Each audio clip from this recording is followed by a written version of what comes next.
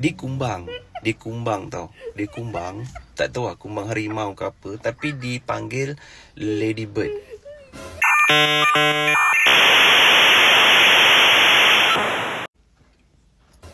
Kawan-kawan.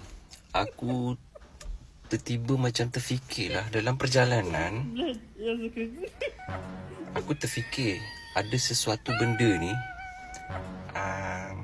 Dia kumbang tau. Dia kumbang. Tak tahu lah kumbang harimau ke apa. Tapi dipanggil Ladybird. Jadi aku terfikirlah, Ladybird kumbang kan?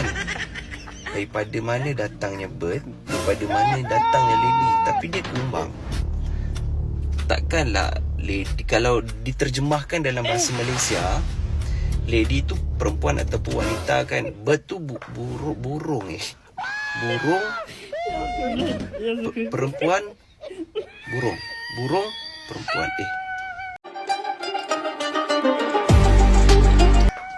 Mana Aku tak nak fikir bukan-bukan. So korang tolong fikirkan.